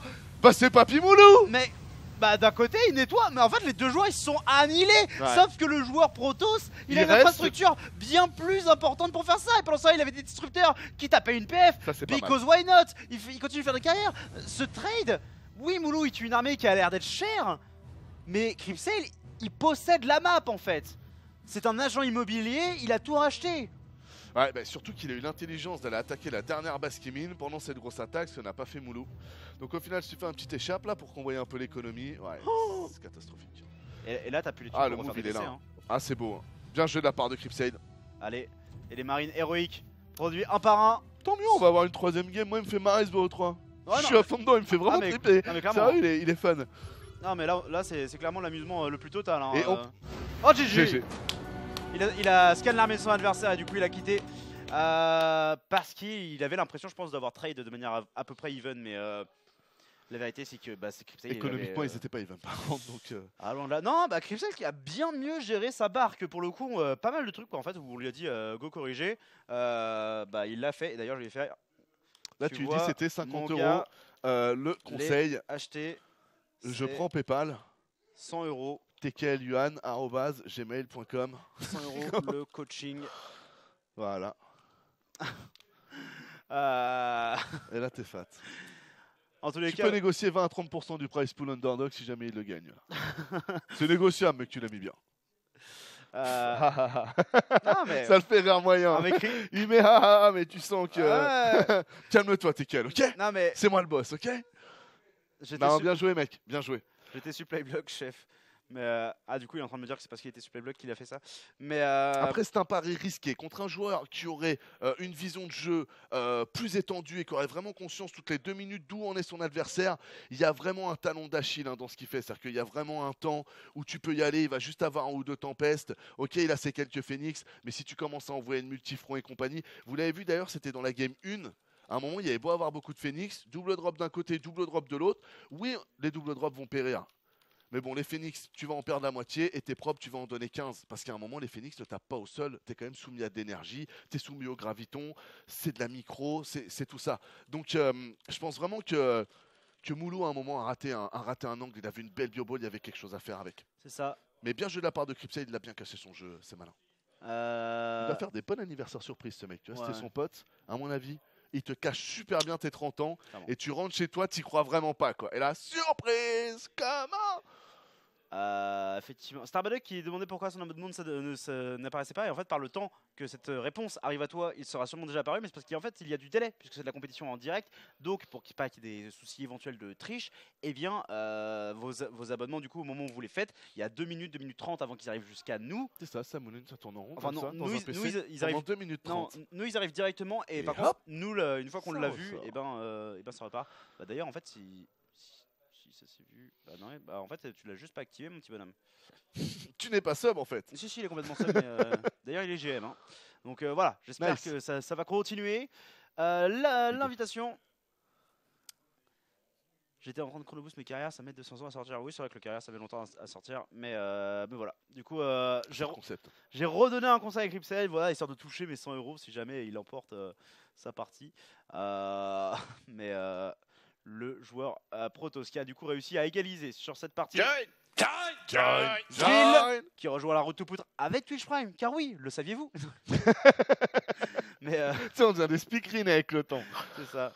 Ça me rappelle YouTube là. Oubliez pas de mettre le pouce bleu, oubliez pas de machin, oubliez pas. Mais eux, c'est plus malin, ils en ont fait une petite vidéo qui nous mettent à chaque fois au début de leur vidéo. Ah, Alors mais que nous, on doit le répéter. bah, à un moment, en 2016, on avait une idée en fait plutôt que d'utiliser le Gaming Insider. Au moment où on voulait sortir une chaîne YouTube où on aurait fait de ce qui est maintenant la crèmerie, Ouais. on aurait fait un truc, donc ça devait s'appeler Salt and Strategy et tout. Et du coup, on avait préenregistré des sons pareil pour faire des trucs comme ça où en fait c'était des trucs à remettre à chaque fin de vidéo parce que maintenant c'est ce qui se fait Bah, effectivement. c'est plus simple. T'entends juste des pré-messages plutôt que de devoir te rappeler à chaque fois. Ouais. Polo TB prend un camomille poulet. Tu as besoin d'une camomille? Non, ça va, pourquoi? Bon, je sais pas, Je peux avoir un problème. Non, là, si je sonde, j'ai un peu soif. Voilà, juste un peu soif, j'ai fini ma canette. Voilà, sinon ça va très bien, pas de camomille, je te remercie mon poulet. Et ben c'est nickel alors. On galère à argent de la game là, c'est relou. C'est un petit peu relou. Mais ça devrait arriver incessamment sous peu. Et merci à Polo TV d'ailleurs pour ton abonnement. C'est la game 3, on vous rappelle, hein, BO3. Pour avancer dans le bracket, on est dans le qualifieur. Tiens, bah écoute, on va faire un petit point sur le bracket, tiens, pour voir s'il y a des joueurs qui ont un peu avancé. Je vais juste déco-reco du jeu rapidement puisque ça a eu l'air de bugger. Hein, voilà, le plaisir, on dirait PUBG tellement c'est eSport Ready. Et c'est galère, PUBG? Ouais, non, PUBG ça fout le bug. Genre PUBG, une game sur deux, tu dois. En fait, déjà, ils ont un bouton refresh le lobby. Ouais. Parce qu'il y a tellement de bugs que tu dois refresh ton lobby. C'est à ce niveau-là. Merci Tracker FR. Ah mince, c'était pas la bonne chaîne. C'est pour ça qu'il faut bien évidemment le regarder en VOSTFR, hein, Brevart. Oui, clairement. Non, mais... Même si la voix en français est très bien faite, mais c'est quand il gueule Freedom, c'est là où tu vois que regarder un film pas dans sa langue natale, en fait, c'est vraiment con parce que tu rates quand même une grosse partie de l'interprétation. En fait, c'est dommage. Faites simple, hein, regardez tout ce que vous regardez en VOSTFR parce que. Mais clairement. Déjà d'une, la plupart du contenu que vous allez consommer est plutôt anglophone, donc vous allez vous améliorer en anglais. Et de deux, même si c'est pas anglophone, en fait, c'est vraiment purement les vrais acteurs que vous écoutez et pas un deuxième acteur qui peut être très bon. Les acteurs de doublage, il y en a vraiment des excellents, surtout en France, puisque en France, on a effectivement une grosse culture de doublage, donc les acteurs sont vraiment pas mauvais. Mais vous aurez en fait le vrai truc et vous allez forcément vous améliorer. Et de manière générale, voilà, des études montrent que plus de langues vous parlez, le plus vous êtes capable d'empathie et donc de comprendre les émotions de vos camarades, de êtres humains. Voilà. Okay. Ouais. Mais, ou alors après, j'ai l'impression d'avoir beaucoup d'empathie, pourtant je suis nul en langue. Comme quoi, l'inverse doit être possible aussi, il faut croire. Ouais, alors je suis un faux empathique, tu vois, je vais le découvrir un jour. Mais non, t'es qu'un con. Comment? Enfin, le contraire d'être empathique, c'est pas être con. Hein. My bad, je me suis mal exprimé là. 16 mois, Wally. Non plus. C'est juste un mec qui, ouais, on va dire, peut-être, je sais pas, peut-être plus selfish, plus égoïste, un peu plus, voilà, un peu plus selfish. Moi, j'ai quelques notions, je dois te dire. Je travaille dans une start-up à Paris, dans le gaming, n'est-ce pas? C'est ça. J'utilise des mots anglais parce que c'est plus short. Ah, mais l'anglais, moi, je le comprends vraiment bien. Oui. Mais c'est vrai que si on me demandait de raconter mes vacances en anglais, j'y arriverais à les faire passer, mais je serais moyen. Et c'est vrai que c'est vraiment un truc que je vais travailler. Very nice. Et que d'ailleurs, je suis déjà en train de faire parce que c'est vrai que ça m'énerve et que c'est dommage. C'est dommage. Allez, la game est lancée, les gars. On a un partout. C'est du lourd entre ces deux joueurs. D'un côté, on a en haut, à droite de la map, en Protoss, orange, Cripsel. Alors que en bas à gauche, le joueur représentant l'équipe nu blanche, les Cactus, ainsi que le Tibet. Anomes, effectivement, une camomille, ça serait bien. Putain, je rate quelque chose, il y a du troll qui part. Et mais il doit y avoir soit un délire dans le chat, tandis que c'est pas sur une forge, hein, évidemment. C'est la camomille, ça... Bah, ça apaise la gorge et je crois que ça repose, ou ça calme, ou c'est apaisant, non? Je sais pas, peut-être que j'ai beaucoup toussé. Je crois pas. J'ai pas eu l'impression. Moi non plus. Peut-être que... je sais pas. Peut-être que c'est juste vous qui êtes tous complètement... Ah, Coca out. Ah, Coca est out par Scam. Ah, combien? Ah, 2-0. Ouais, mais Scam, encore une fois, les amis, est un joueur qui joue très bien. Attention, Cripsel qui repart directement dans la fromagerie. Ah, on est français, les gars. Beaucoup de diversité dans le fromage. Là, Moulou pourrait faire un truc, c'est essayer de sortir en arrêtant la construction, essayer de sortir son SCV de ce côté-là pour en fait tenter de poser un bâtiment, mais il va pas y penser. Il préfère en fait pouvoir ne perdre 0 secondes sur la production de son truc. Et là, il poule des SCV, mais ça me paraît tard en fait. Ça me paraît tard. Situation qui se goupille pas super bien hein, du côté de Cripsel, du côté de Moulou, pardon. Eh mec, est-ce qu'il va pas se faire surrendre l'Arax avec des bâtiments? Parce que du coup, si tu surrendes l'Arax avec des bâtiments, t'es obligé d'envoyer tes marines de l'autre côté. Du coup, si tes marines sont de l'autre côté, ils peuvent pas aller dans le bunker. Contre un joueur qui fait ça, en fait, il est conseillé de ne pas voler parce que pour justement éviter cette situation-là. Et là, c'est vrai que. Regarde-le. Il va tellement le faire. Dans la merde. Oh! Mais le génie! Mais Cripsel! C'est magnifique. Un véritable dieu! C'est magnifique ce qu'il vient de nous proposer. C'est magnifique. Alors, franchement, les gars, c'est magnifique. Juste pour ceux qui n'auraient pas compris. Il a empêché le marine de sortir avec un hold position de sa probe. Ouais. Du coup, le canon a pu tuer le marine. Du coup, les canons vont pouvoir se terminer avant le bunker. Là, c'est gagné pour Cripsel. Enfin, ouais. Ou alors il faut qu'il temporise à l'infini la sortie d'un tank. First, ouais, il y a une factory qui va se... Plutôt cyclone, je dirais. Parce que le tank, c'est compliqué. Il paraît sur le tank, intéressant. C'est-à-dire qu'il estime qu'il a un peu de temps. Pour moi, il en a pas. Mais il a la sortie de ce marine, c'est de ce bunker. Il va y avoir... Ça va coûter cher. Ouais. J'y crois pas du tout. Il préfère recycler plutôt que de le faire complètement 20 €. Polo TV en direct de l'hôpital, vous me faites du bien les loups. Nice, remets-toi bien Polo. Remets-toi bien et remets-toi vite, la bonne bise Polo. Mais content que du coup on puisse te soutenir dans ton effort ça fait plaisir, de guérison. Parce que rémission c'est une connotation assez... Ouais. Bref, c'était pas terrible. Le Marine ici qui prend des sanctions, des bonnes boules photoniques qui lui partent dans le visage. Bien skillé là avec son skin là. Ah comment il est énervé. Ah bah lui c'est... On dirait Vega dans Street Fighter 2. C'est un petit côté aussi ninja avec des petites griffes comme ça. Ouais. Petit côté Genji. C'est ça. Oh là là là là là là là là là là. Comment on compte ta merde, Gigi? C'est 150 €. Ah là là, c'est un savoir-faire les gars, ça se paye. Hein. S'il le dit à tout le monde, il gagne contre qui le mec? Normal les gars. Bah ouais. Et du coup, le maître fromager ici qui s'impose face à Moulou qui va avancer pour normalement affronter, si je ne m'abuse, le grand DNS. Hop, F11. Si on peut faire un petit point bracket à ce niveau-là, ouais, effectivement. Avec le 2-1 ici, il va aller affronter DNS du coup pour accéder aux demi-finales qui sont qualificatives. Ouais. Uzikoti lui rencontrera le gagnant de Minimat contre Rome. Donc deux joueurs qui sont. Comment, pardon?